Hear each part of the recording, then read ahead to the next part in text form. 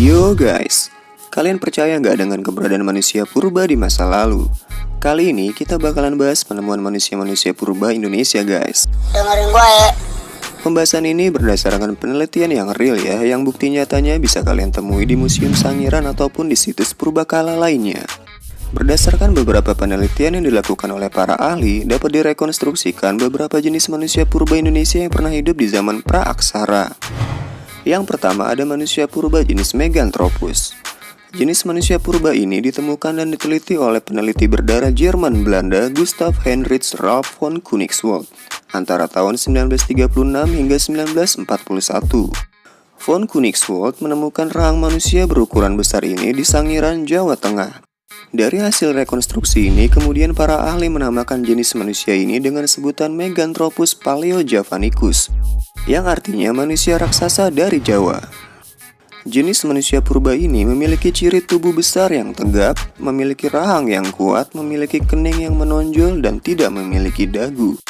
Dilihat dari ukuran kepalanya, volume otak Meganthropus paleojavanicus diperkirakan memiliki otak yang kecil, tapi memiliki geraham yang lebih besar daripada manusia purba jenis yang lain. Diperkirakan makanan jenis manusia ini adalah tumbuh-tumbuhan. Masa hidup Meganthropus diperkirakan hidup pada zaman Pleistosen awal atau 1,9 juta tahun yang lalu. Selanjutnya ada jenis manusia purba jenis Pithecanthropus. Pithecanthropus ini merupakan fosil manusia purba yang paling banyak ditemukan di Indonesia nih guys. Jenis manusia ini ditemukan dan diteliti oleh peneliti berkebangsaan Belanda Eugen Dubois pada tahun 1890 di dekat Trinil, sebuah desa di pinggiran Bengawan Solo, Kabupaten Ngawi, Jawa Timur. Fosil manusia jenis ini juga ditemukan di Cina yang diberi nama Pithecanthropus pekinensis, serta ditemukan juga di daratan Eropa yang dinamakan manusia Piltdown dan manusia Heidelbergensis. Setelah direkonstruksi oleh para peneliti, terbentuklah kerangka manusia, tetapi masih terlihat tanda-tanda kera. Oleh karena itu, jenis ini dinamakan Pithecanthropus erectus yang artinya manusia kera yang berjalan tegak. Jenis ini juga ditemukan oleh von Koenigswald di Mojokerto pada tahun 1936, sehingga disebut juga dengan Pithecanthropus mojokertensis. Pithecanthropus juga digolongkan ke dalam rumpun Homo erectus. Adapun ciri-ciri umum Pithecanthropus yaitu memiliki tinggi badan sekitar 165 hingga 180 cm, memiliki geraham yang besar, rahang yang kuat, tonjolan kening tebal, dan memiliki tonjolan belakang kepala. Pithecanthropus juga belum memiliki dagu, sementara memiliki hidung yang lebar. Volume otaknya diperkirakan berkisar antara 750 hingga 1300 cc. Diperkirakan jenis manusia purba ini hidup dan berkembang sekitar zaman Pleistosen Tengah. Selanjutnya adalah manusia purba jenis Homo. Homo dalam konteks ini artinya manusia ya guys. Kamu kalau capek kamu istirahat aja. Iya. Fosil jenis Homo ini pertama diteliti pada tahun 1889 oleh Van Rieschoten di dekat campur darat Tulung Agung, Jawa Timur. Penelitian mengenai manusia purba jenis Homo dilanjutkan oleh Eugen Dubois bersama kawan-kawannya.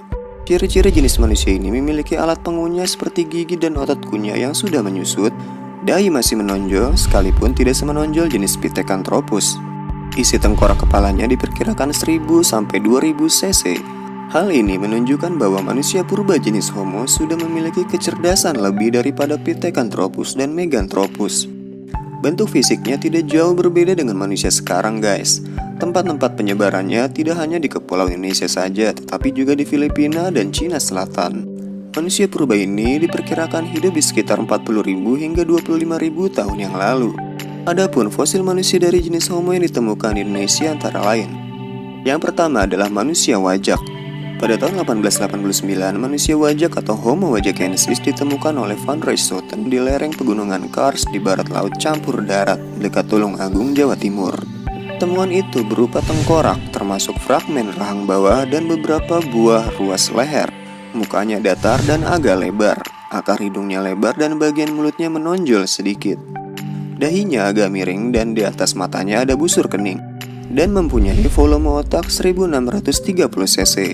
Manusia wajak sudah termasuk Homo sapiens, jadi sangat berbeda ciri-cirinya dengan Pithecanthropus guys.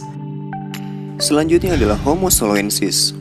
Fosil Homo soloensis pertama kali ditemukan oleh Terhak Oppenort dan van Koenigswald antara tahun 1931 hingga 1939. Fosil manusia jenis ini ditemukan di daerah Ngandong, Blora, di Sangiran, dan di Sambung Macan, Sragen, Jawa Tengah.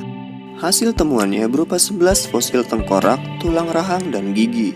Saat pertama kali ditemukan, fosil manusia purba ini digolongkan sebagai Homo sapiens dan diberi nama Homo soloensis oleh Oppenort. Homo soloensis diperkirakan hidup sekitar 900.000 hingga 300.000 tahun yang lalu.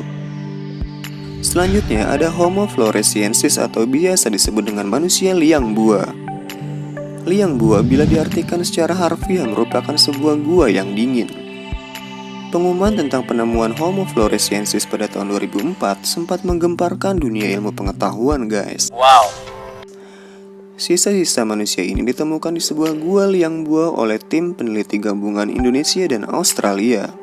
Manusia liang bua atau Homo floresiensis ditemukan oleh Peter Brown dan Mike Murwood bersama tim dari Pusat Penelitian Arkeologi Nasional pada bulan September 2003 di sebuah gua kapur di Ruteng, Manggarai, Flores, Nusa Tenggara Timur.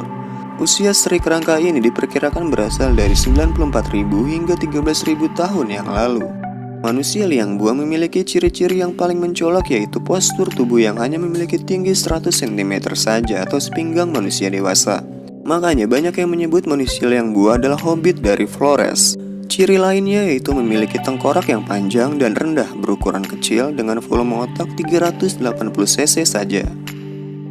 Oke guys, mungkin itu saja yang bisa kita bahas dalam episode kali ini. Dukung kami ya dengan cara subscribe channel ini, tinggalkan like dan komentar yang membangun. Sampai jumpa pada episode selanjutnya. Akhir kata salam, Jas Merah.